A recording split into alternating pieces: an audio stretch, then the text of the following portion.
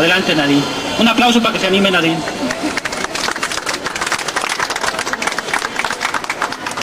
Bueno, pues buenas tardes a todos. Antes que nada, muchas gracias a los compañeros de Tendedero Político por invitarnos.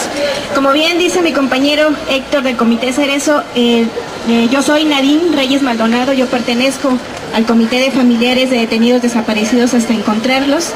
Un comité que surge a raíz precisamente de la desaparición forzada de mi padre. Mi padre es un luchador social, Edmundo Reyes Amaya, que fue detenido el 25 de mayo del 2007 en la ciudad de Oaxaca, junto con su compañero, el señor Gabriel Alberto Cruz Sánchez.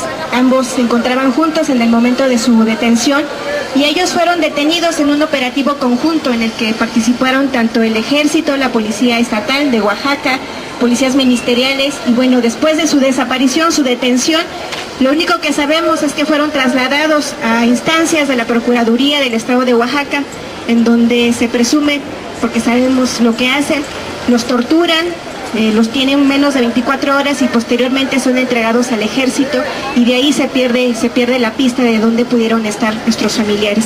Desde esa fecha hasta ahora son más de 6 años. Nosotros durante todo este tiempo lo que hemos venido haciendo, como dice Héctor, pues es denunciar, es salir a las calles, hacer estas actividades, llamar también a la solidaridad, a la denuncia a otras familias que sabemos que también están igual que nosotros, y conformamos así el comité hasta encontrarlos, con la finalidad también de buscar apoyo, porque sabemos que es difícil de tener un familiar. Es muy doloroso, no sabemos qué hacer, a dónde ir, ni con quién juntarnos, porque tememos de todo, desconfiamos de todo el mundo.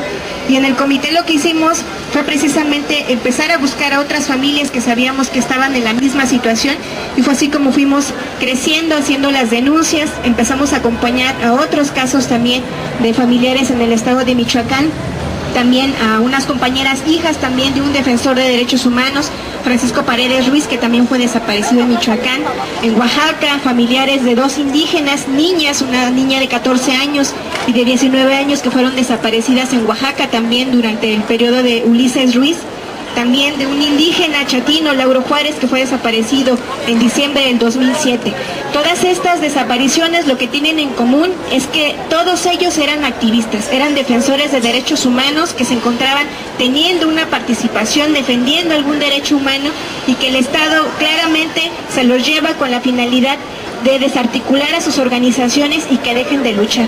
Por eso lo que comentaba hace un momento Héctor es muy importante, porque la desaparición tiene una finalidad, es algo sistemático, no es nada más que el Estado la cometa porque sí, sino tiene la intención precisamente de desarticular todo aquel proceso organizativo de los grupos que ya están, de luchadores que defienden la tierra, que defienden el agua, de mujeres que son feministas, que están defendiendo o luchando contra el feminicidio en el país. Es decir, son muchas personas que están luchando en el país, y que el Estado lo que hace es desaparecerlas con la finalidad de causar miedo y terror, no solamente en la familia, sino también en la sociedad.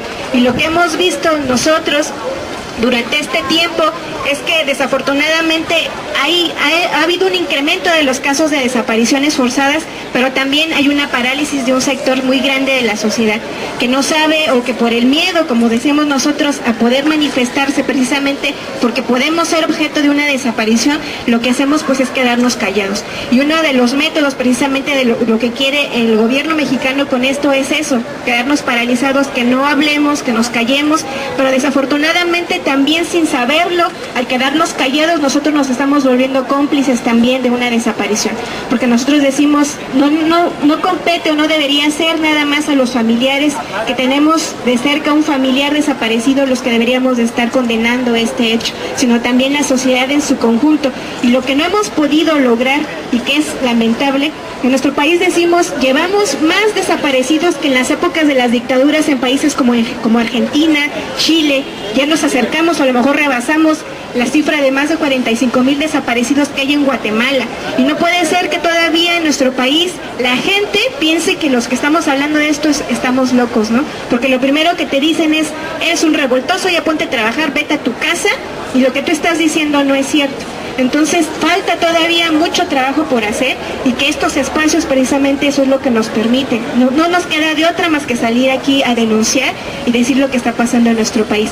Y algo que es muy importante, es que el crimen, por ejemplo, de la desaparición forzada, es un crimen que no se comete de apenas.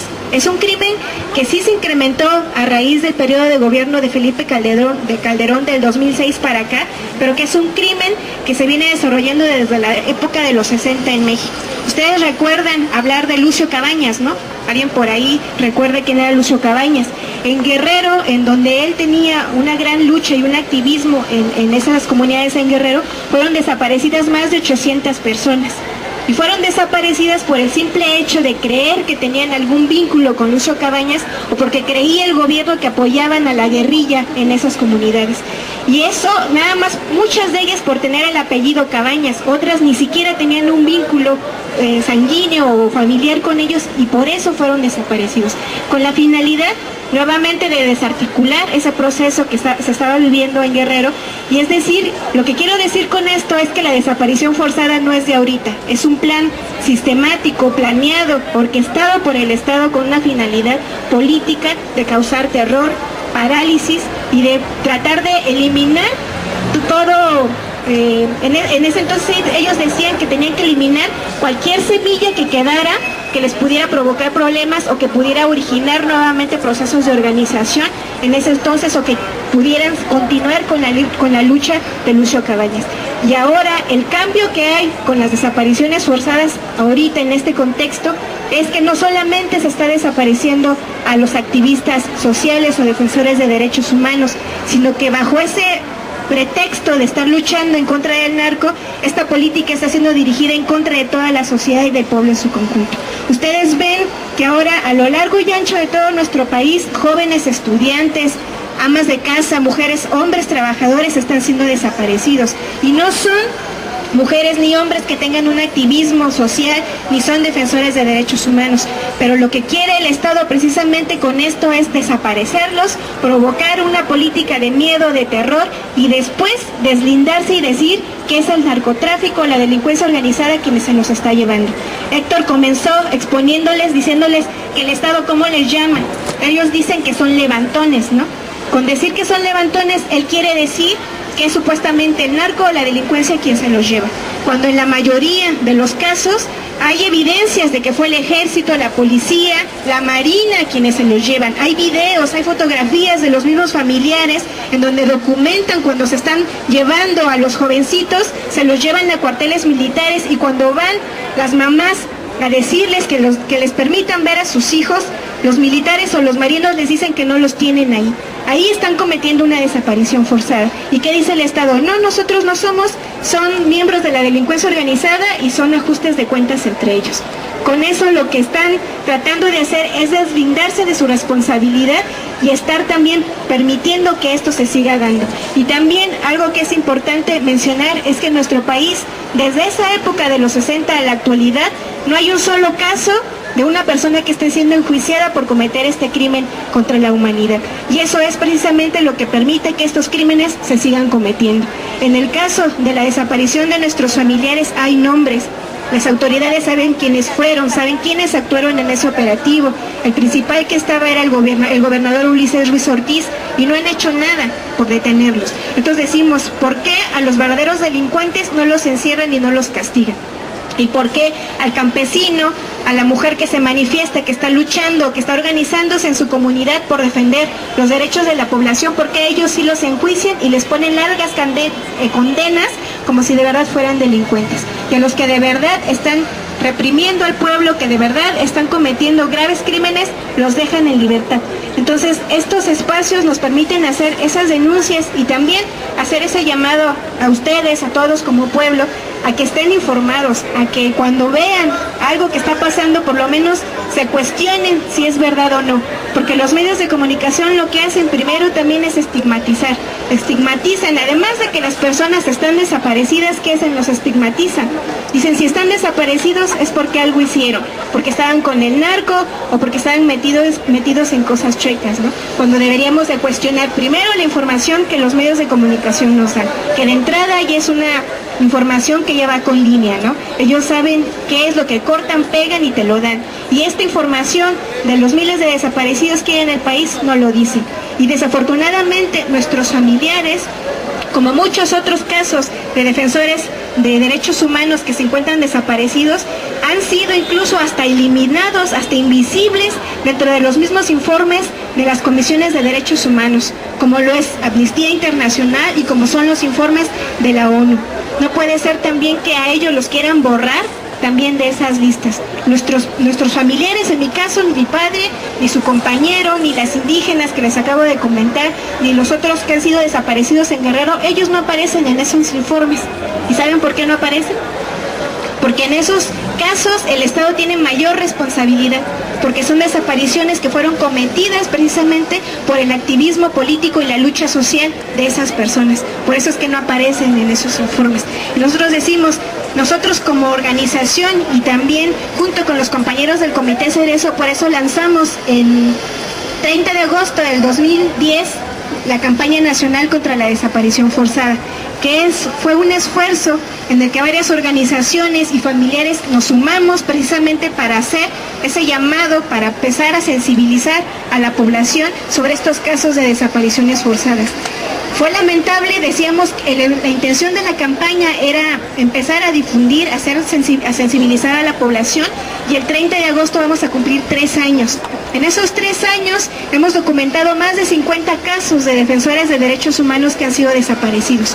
Campesinos, ecologistas, mujeres que estaban defendiendo algún derecho y que fueron desaparecidos. Lamentablemente muchos de ellos fueron encontrados ejecutados y muchos de ellos, más de la mitad, aún no sabemos en dónde se encuentran. Entonces esos casos son los que han sido borrados incluso también de las listas. Por eso decimos que la cifra que el mismo gobierno da, la cifra oficial de más de 24,000 personas desaparecidas, se queda corta, porque miles de casos no han podido ser denunciados por sus familiares por el miedo que existe. Cuando uno va a interponer una denuncia, los mismos ministerios públicos te dicen que no denuncies, que te vayas a tu casa, que esperes, que ellos te van a avisar, pero al ratito lo que pasa después de que tú quieres ir a poner una denuncia, llegan camionetas a tu casa y te empiezan a amenazar. De que si tú denuncias, el que sigue es tu hijo o a ti te va a pasar lo mismo. Entonces es claramente también la colusión que existe de las autoridades con estos grupos que ellos dicen de la delincuencia organizada, que a veces uno ya no sabe distinguir entre si son de la delincuencia o son ellos mismos, ¿no?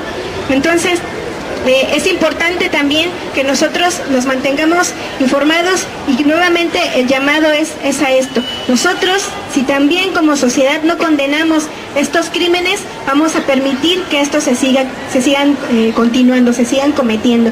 Y el Estado mexicano ahorita tiene una condena por la Corte Interamericana por un caso que se ha ganado dentro de estos 800 que les mencioné de Guerrero, de Rosendo Radilla, y también ya llevan más de 4 años, me parece, que el Estado mexicano se ha hecho omiso, que no quiere cumplir esa condena. Y entre la sentencia está precisamente que tiene que ver con el paradero de este campesino que desapareció en 1974. Son más de 30 años en los que no se sabe en dónde escondieron a esta persona. Y nosotros decimos como familiares, lo principal que nosotros queremos es saber en dónde están. No puede uno vivir sabiendo en dónde están nuestros familiares, si están vivos o si están muertos, qué hicieron con ellos. Y por eso nosotros decimos, lo que estamos haciendo es nuestro legítimo derecho a exigir verdad, justicia y el castigo a los responsables. Por eso nosotros, mientras tengamos vida, vamos a seguir exigiendo ese derecho a saber en dónde están nuestros familiares y que todos los responsables de cometer esta desaparición sean castigados. Y no solamente nuestros familiares, sino los miles de desaparecidos que existen en el país y en los cuales el Estado mexicano es responsable. Y por lo tanto también el llamado que les hacemos a ustedes es a ser sensibles, a cuestionar también estas cifras, estos informes que el mismo Estado da y que sabemos que están muy por debajo de lo que realmente está pasando en nuestro país.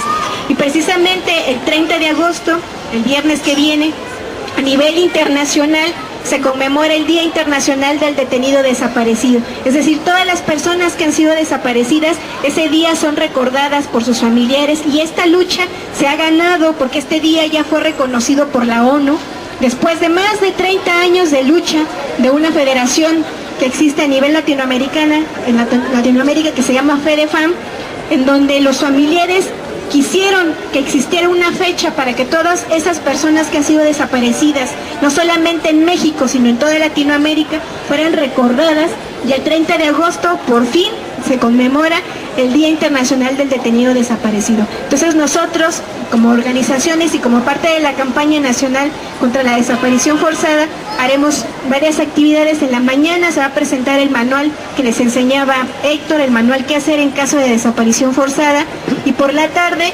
tendremos un evento cultural en donde van a participar algunos artistas con música y una obra de teatro.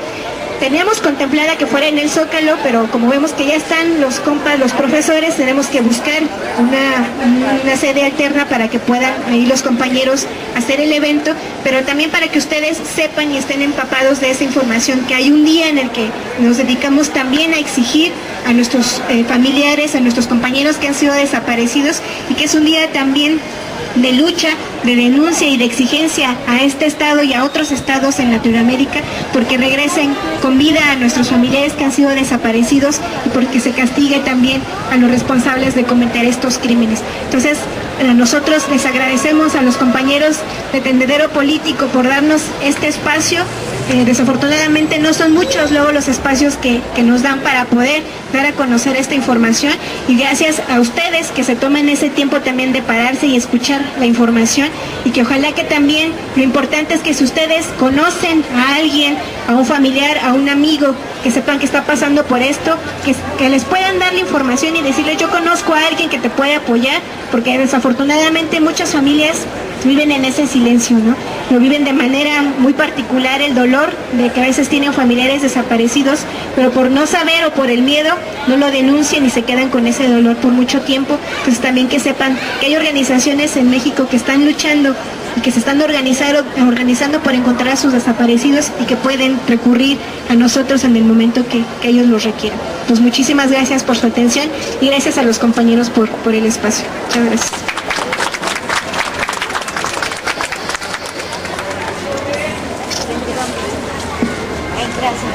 Tendedero Político les da las gracias por haberse quedado a escuchar la ponencia, y también agradecemos a nuestros ponentes. Gracias Héctor, gracias Nadine, por venir a dar información que es muy necesaria en la sociedad para saber qué es lo que está pasando en el tema de desapariciones forzadas. Gracias.